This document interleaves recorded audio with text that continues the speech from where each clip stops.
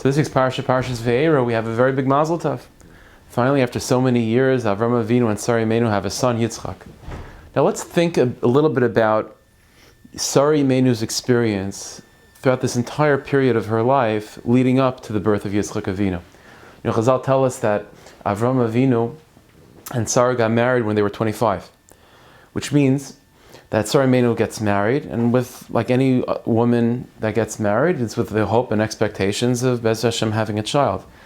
And more than that, and Sarah Emeinu knows with herself, I mean, she's honest, she knows that she's the greatest woman of the generation. She's a tzedekah. And so certainly she expected and hoped that she would be blessed with a child. But for 50 years, no children at all. So she's going to every upsharon, and every bar mitzvah, and every vart, and every l'chaim, and so on, and seeing everyone else's simchas, and she doesn't have anything of her own. And certainly over those 50 years, like any human being, you sort of come to terms with it, and you accept your lot in life, that it's just not meant to be. And I don't understand why, because I'm the tzedekah of the generation, but for whatever reason, that's what God wants. Until finally, Hashem Yisparach appears to Avram Avinu when he's 75 years old. And what happens then is that Hashem Yisparach tells Avram Avinu that he's going to be blessed with a child, and he's going to have an unbelievably huge nation come out of him. The whole future of the universe is going to come from your children.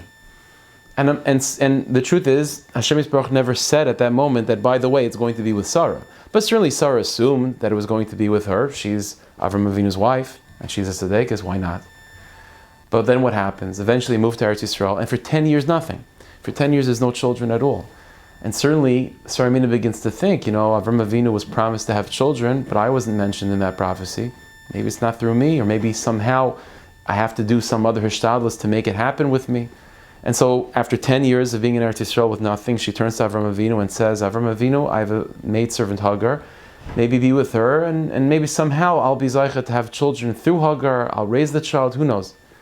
So there's a little bit of hope there. And then what happens is, Chazal tell us that Avram Avinu marries Hagar, and the first day of them being together, the first night of Chasana, she becomes pregnant. So what's Sarah Emeinu thinking? We know what Sarah Emeinu is thinking. She's thinking, it was my fault the whole time. Avram Avinu was promised to have children. Evidently, it's not with me, it's with Hagar. And she has even confirmation, because we know a little bit, the pasuk says that Hagar eventually ran away because she was upset about how Sarah was treating her. And Hagar meets a malach, and the malach says that your child is going to be a huge nation.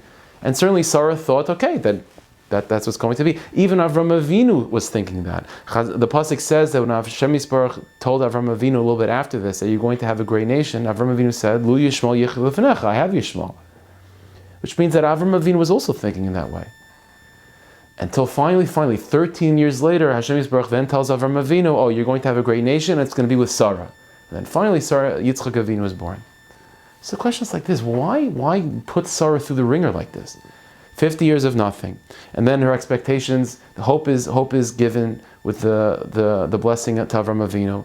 And yet it's dashed with Hagar, then brought up again. Why not tell Avram Avinu right away that you're going to have a child, Yitzchak Avinu, and it's going to be with Sarah?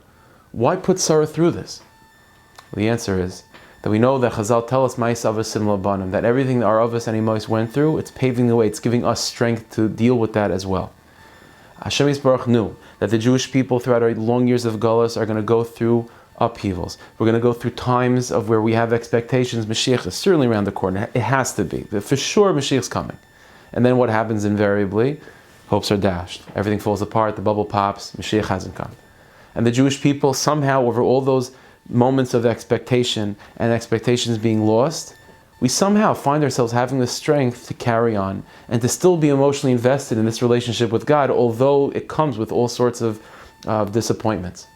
And so the question is, what gives us that strength to be able to handle all those disappointments and make it to the end, not just keeping mitzvahs, but keeping mitzvahs with intensity and emotional excitement? The answer is Sarah Emeinu. Because Sarah Emeinu was, in her own way, able to handle all that upheaval and all the disappointments and the hope and the dreams and then being dashed and the hopes being brought back and being dashed again, all these upheavals until finally she's given the child that she always was hoping for. So because Sarah had the strength to be able to handle all of that, she gives us strength to handle our situations in life as well, both collectively and individually as well. So Hashem should give us the strength by connecting and remembering and learning about the holy people that we come from. By connecting to Sarah Emeinu, we should be zocheh to give in the strength to be able to make it all the way to the end. And even if there are disappointments on physical levels, on spiritual levels, to have the strength and the fortitude to be able to handle those disappointments and to be able to remain emotionally invested in life and in Avodas Hashem, despite the fact that it comes with expectations and expectations being dashed. So Hashem should help. We should enter into Shabbos with Menuchas Nefesh and Menuchas Guf, and both individually and collectively see the redemption of our people. B'yas Kol Tzedek. Emeinu. Amen. Thank you, Hashem.